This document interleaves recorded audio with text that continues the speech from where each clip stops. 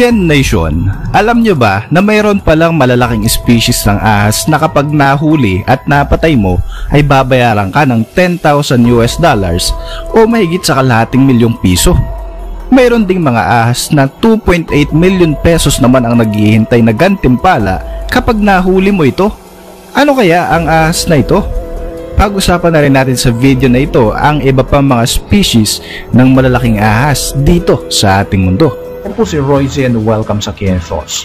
Kung hilig mo mga ganitong video, mag-like at mag-subscribe para lagi kang updated sa mga susunod na upload.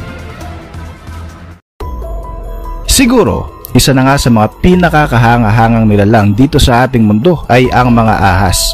Pero hindi may kakaila na isa rin ito sa mga kinakatakutang hayop sa ating mundo.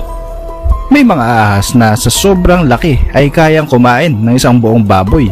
Mayroon namang kayang kumain ng isang buong kambing at mayroong kayang lumunok ng isang buong baka.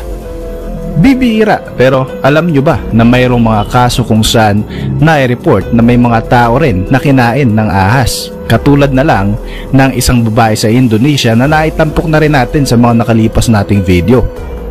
Ken Nation, narito ang 5 malalaking species ng ahas na matatagpuan sa ating mundo. Number 5. Indian Python. Ang ahas na ito ay isang uri ng higante subalit non-venomous snake na matatagpuan sa mga tropical at subtropical region ng India at ng mga karatig bansa nito sa Asia. Ang ahas na ito ay kayang lumaki ng hanggang 21 feet at kayang bumigat ng hanggang 200 pounds o higit sa 90 kilos. Ang mga babaeng Indian Python ay mas malalaki kumpara sa mga lalaki. At alam mo ba na kaya mangitlog ng ahas na ito ng 100 piraso in one go? Hindi tulad ng iba mga ahas na agresibo, ang Indian Python ay mas pinipiling umiwas kapag nakakaramdam sila ng panganib. Kayang mag-adapt ng python na ito sa iba't ibang uri ng environment pero mas pinipili nila ang mga damp terrain o yung mga medyo basa na kapaligiran. Number 4. African Rock Python. Ang python na ito ang itinuturing na pinakamalaking ahas sa Africa. Ang pinakamalaking uri nito na naitala ay umabot sa 24 feet at may bigat naman na 200 pounds o higit sa 90 kilos. Matatagpuan ito sa mga mababatong bahagi ng sub-Saharan Africa. Madalas yung malalapit sa tubig dahil target din nila ang mga hayop na umiinom dito. Alam mo ba na kadalasang kinakain ng ahas na ito ay ang mga malalaking antelope at pag may pagkakataon, kumakain din sila ng buhaya. Kinakatakutan ito sa Africa dahil sa laki nito, bagamat hindi naman ito nakakalason at bihira rin itong umatake sa tao. Alam mo ba na sa bansang Kenya, may mga tao na sumasamba sa ahas na ito. Tinatawag na nila itong Omweri. Ito ay pinaniniwalaan nilang reincarnation ng goddess of harvest and fertility sa Kenyan mythology. Number 3. Burmese Python. Ang ahas na ito ay considered bilang isa sa pinakamalaking species ng ahas sa ating mundo. Bagamat malaki, marami ang nag-aalaga nito dahil submissive ito at hindi katulad ng ibang species na agresibo. Matatagpuan ang species ng malalaking ahas na ito sa mga bansa sa Southeast Asia at mga karatig bansa nito. Ang largest recorded Burmese python ay may sukat na 23 feet at may bigat na 300 pounds o higit sa 136 kilos. Invasive species sa mga Burmese python. Actually, noon ngang 1980s, naging isa ito sa mga problema sa South Florida Everglades dahil halos bumaba ang bilang ng mga native animals dito dahil sa ahas na Burmese python. Nakita nilang threat ang mga Burmese python sa wildlife ng South Florida Everglades na umabot pa nga sa punto na nagbabayad sila ng mga snake hunters para patayin ang mga ito. Noong 2021, nagkaroon pa sila ng paligsahan. Ito ang 2021 Florida Python Challenge, isang 10-day event na ang goal ay alisin ang mga invasive snake na ito sa Florida swamp. Kung sino man ang may pinakamaraming mapatay na Burmese python ay mananalo ng $10,000 o $500,000 pesos.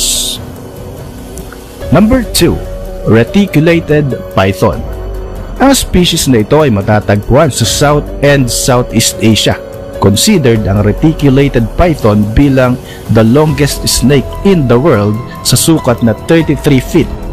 Kaya rin itong tumimbang ng 320 pounds o higit sa 145 kilos. Nagtataglay ito ng distinctive network of pattern sa balat kung saan hango ang pangalan nito na reticulated. Ang magandang pattern ng balat na ito ang rason kung bakit hinuhuli rin ito para sa mga commercial skin trade.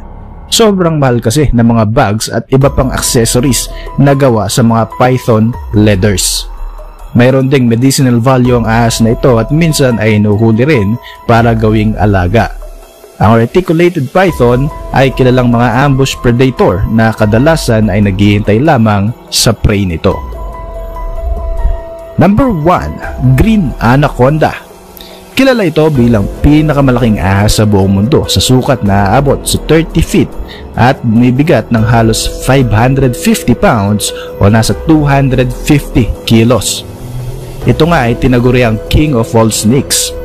Ang Green Anaconda ay native sa mga kagubatan ng South America, partikular sa Amazon jungle.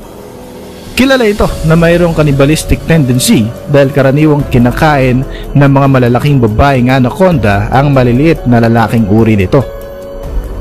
Alam nyo ba na mayroong reward na $50,000 o halos 2.8 million pesos ang naghihintay sa kung sino man ang makakahuli sa Green Anaconda na may sukat mula 30 feet o mas mahaba pa rito.